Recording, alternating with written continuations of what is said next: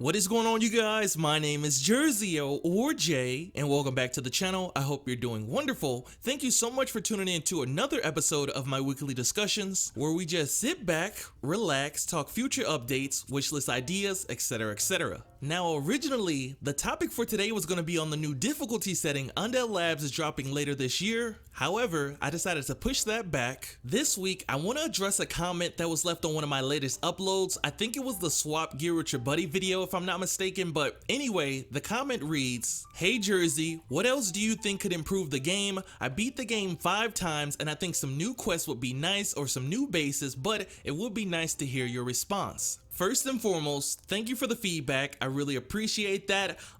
You know what? A lot of the ideas that I do have would honestly make more sense to implement into the next game at this point, but the developer did, however, confirm that they do plan on continuing to drop content for State of Decay 2, and there's no end date in sight. Plus, we honestly don't know the route they're taking with the next game, and that's a whole conversation for another video. That being said, here are some things I would love to see in 2021 for State of Decay 2. Keep in mind, everything is subjective. You folks may not agree with some of my ideas, but like I said, these videos are made to spark conversation. And let me know below, what are some things you would like to see as well? So starting off with number 1, I want to be able to do more with my home base, and no, I'm not just talking about adding more facilities or mods. I want to be able to do more outside of this, like barricading windows, building fences, setting traps, just overall upgrading and expanding my base to the fullest potential and making the most out of it. Now, in my opinion, the whole concept of Daybreak is actually brilliant, having to build up walls to keep the zombies out, and once those walls are damaged, you have to go and repair them.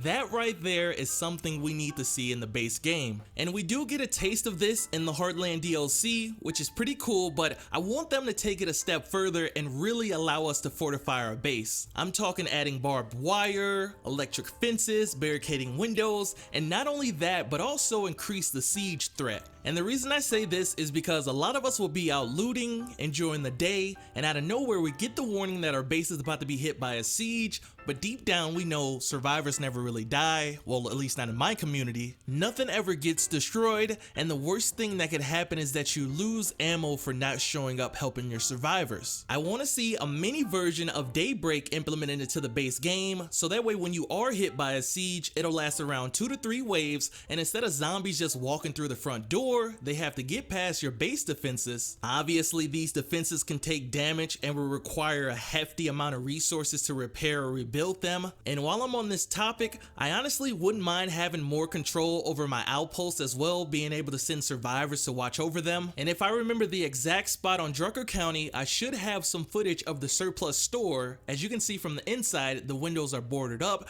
and from the outside, it almost looks like there's 2 small slots available. But overall, something like this is what I'm talking about. Being able to do more not only with your home base, but also your outposts. Let me know below, what do you think about something like this? Moving on to number 2, more Enclave interactions. The way things work now are good, but I would like to see Enclaves doing more as far as roaming, looting the map, and I would also like to see their base set up a lot better, maybe with gardens, rain collectors, campfires, maybe some signs around their base, something to let me know that there's a group living here, they got the ball rolling, they're comfortable, but they just need a little help from their neighbors. And can you imagine, you're out looting, you come across a huge building with tons of loot inside, and before you can get to any of it, out of nowhere, another group comes up and tell you to either leave or become target practice? That would be intense, especially when it's a nice building you know you're gonna get some good loot out of, but let me know, what do you think about that? Moving on to number 3, and I guess this can tie into the new difficulty we're going to be seeing really soon, but anyway, am I the only one that thinks the whole plague wall system from Heartland was actually a breath of fresh air? There was depth to it, you know? You couldn't just run up to it, unload on it, and just move to the next one. You actually had to plan things out. You had to make sure you were equipped with enough plague busters, molotovs, decoys, enough ammo, etc, etc, and just in case you did run out, you had to make an outpost close by. There was a challenge to this that I really enjoyed. Now here's what I was thinking. The new difficulty setting we're going to be getting sometime later this year, What if they implemented plague walls into the base game, splitting each map into sections, and in order to advance you would obviously need the correct resources to destroy those walls. Not only does this force a slower playstyle, but it's also more engaging because when it comes to plague hearts, you can easily ignore those because they're tucked away in like warehouses and homes. But with the plague walls blocking off sections of the map, this ultimately forces your hand, and like I said, having to hunt down bloaters was definitely a breath of fresh air. And I understand this might be too much of a challenge for some of you, which is why I think this will be perfect for the new zone we're getting later this year. Moving on, I want more missions with better payouts. And no, I'm not just talking about collecting a rucksack and bringing it back for influence. I want missions like the one that rewards you with free vehicle delivery or something in that nature. And this right here is subjective, so feel free to let me know what type of missions would you like to see. As far as me, remember earlier how I said the whole concept of Daybreak is brilliant?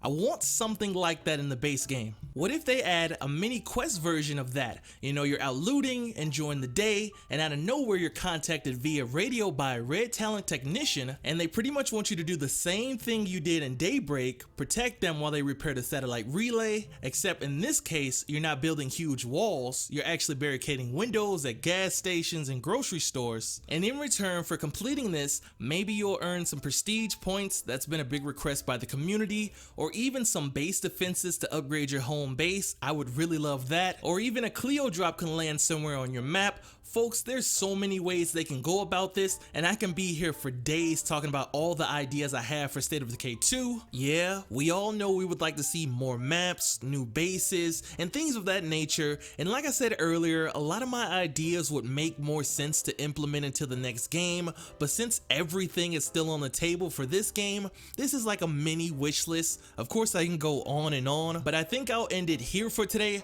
Let me know, what do you think about some of my ideas? And like I said, these videos are made for discussion, so be sure to fill up that comment section. And if I get some free time, I'll definitely start working on my top 5 wishes for State of Decay 3, and after watching that cinematic trailer, definitely expect that video to be completely different. A lot of you folks have been saying you want more story for the next game, character relationships, etc, and soon enough, you'll get my take on all that good stuff. Thank you guys so much for checking out today's video. Like I said, the comment section is open. Let's have a big discussion. Let me know your thoughts on everything. Be sure to drop a like, also subscribe, turn on post notifications so you never miss a video. Follow me on Twitter because I'm going to be doing a giveaway over there around October 1st or 2nd. I'll announce it a little early, but I always give away Xbox gift cards. This time, I'm going to let the winner decide what they want. The gift card will most likely be for $15, but regardless, you don't want to miss it, and it's free entry anyway. So thank you guys so much for checking out today's video, and I'll be seeing you guys real soon, maybe even later today or tomorrow with some more State of Decay 2 update news.